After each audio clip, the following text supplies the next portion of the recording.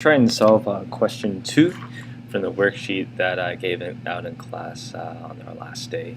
And so you can see from this question that the x/7 is actually an x over 7, and the y/4 actually mean as a y over 4. So we're going to go down here and do the pre-work for both of these equations. And the whole point of the pre-work is to simplify the equations so you can get rid of these fractions because it makes your life a little bit more difficult. Okay? So the strategy we learned in class last week was to get rid of the denominator, the number on the bottom. And actually this one is a little bit more challenging because there's two different numbers. There's a 7 right here and there's a 4 right there. So we're going to do this in two steps. We're going to get rid of one number first and then the other one. Oh, and let me just charge up my computer. Alright, so again, as I was mentioning just then, we're going to get rid of the 7 and then the 4. Okay. So the way we do that is, I'm going to put brackets around this and multiply everything by 7. And that will simplify this denominator of 7. So 7 times 2, this is using distributive property. Remember, I have to put brackets around everything and multiply everything. So 7 times 2 is 14. And then this 7 times x over 7, the simplified version just becomes x. Okay? And I went through in class how that works. And then over here, if you do the long form, you end up with 7y over 4 as this final fraction because you're multiplying 7 times y over 4. Okay? Now I've gotten rid of this over 7, but I still have this over 4 to deal with. So I'm going to do it again, except this time, since I want to get rid of the over 4, I'm going to multiply everything by 4.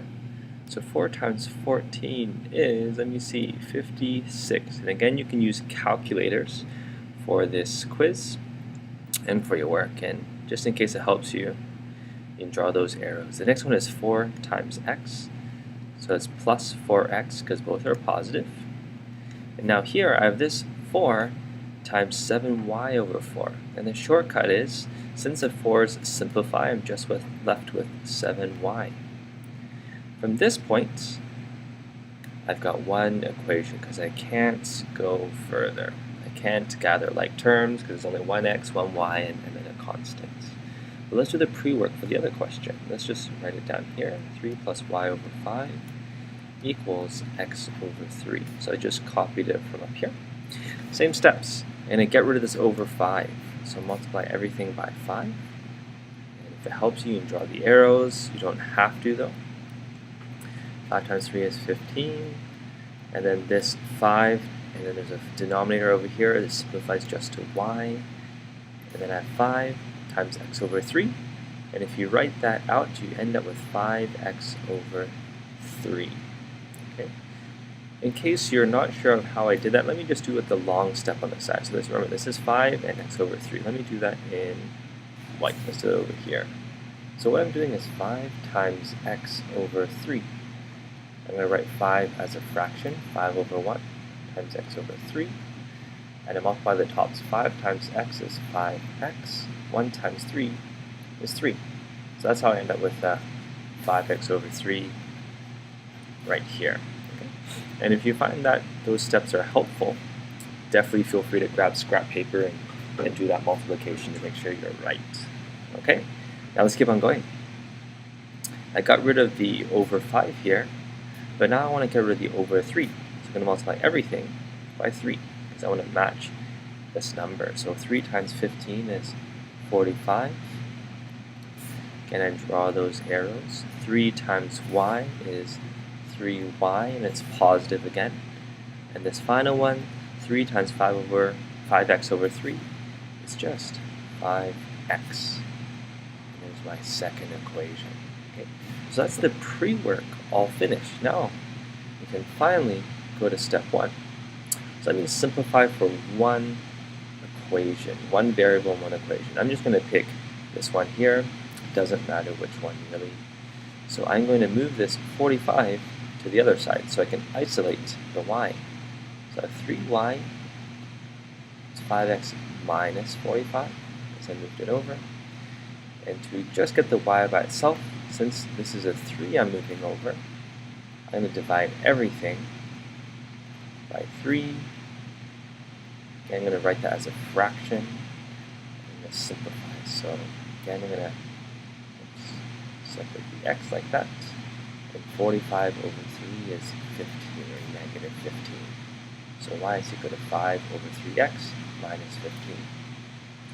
Now let's go to step 2. I'm going to write down the other equation, which is right here. Again, I'm using the simplified version, not this original kind of one in fractions, but I'm using a simplified one. 56 plus 4x equals 7y. I've just copied it from this box right here.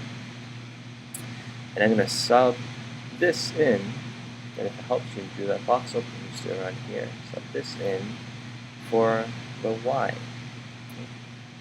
6 plus 4x equals 7. The brackets, it should be 15. Okay, just sub that value of y in. Now from this point, you're just doing distributive property. Now I'm going to do this here and this here. With 35 over 3x, don't forget that x, minus, I think this is 105. Yep, 105. Now from this point, this over 3 is what I want to try and get rid of. So, multiply everything by 3. And I'm going to take my calculator out, which I encourage you to for this question. I'm going to do these multiplications around everything. So 3 times 56 gives me 168. 3 times 4x is 12x. Now this is a good part. I've got this 3 here, this 3 here, so it simplifies. I just get 35x. Again, you can feel free to do the long way like I did here, just to check you have the right answer. And the last one, 3 times 105, which is 315. So the numbers are a little bit bigger, but the steps are really the exact same.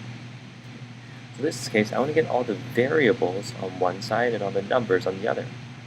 So I'm going to take this number, move it to this side. This variable, move it to that side. So I'm kind of doing 2 steps at once. So I have the 168 here already. This negative 315, when I move it over, it becomes positive 315. I already have the 35x here. And this plus 12x, when I move it over, it becomes minus 12x. Now let's do this addition, 168 plus 315. That's 483. And then 35 minus 12 is 23x. Now let's hope this works out. So let's do it over here. 483 divided by 23, that equals to x. And when I do that, I end up with 21 equals x. Great. So even though these numbers right here are quite big and you might feel like you're wrong, but go through to the end, simplify it, and the number is a little bit friendlier. Now let's go to step 3. Step 3 is you take this value of x and you sub it into one of the simplified equations. Now, I know we're talking about using the original equations, but see how these are a little bit more annoying because of fractions. So I'm going to say for these, use one of your simplified equations. So it could be that first one you did, or this second one you did. Okay, I'm just going to pick this first one, just because 56 plus 4x equals 7y. Sub it in, plus 4. Instead of x, put 21. Keep on simplifying it, plus 4. And that was an easy 140 equals 7y. Last step, I barely squeezed it in, is equal to 20. Okay. And so when you've completed that, you realize that actually x equals 21, in the box right here, is the answer, and y equals 20 is the answer. Now I don't have space to do step 4, but please remember you do still have to do step 4. You'll get marks for that, and that'll also make sure that you are getting the correct answer. Okay.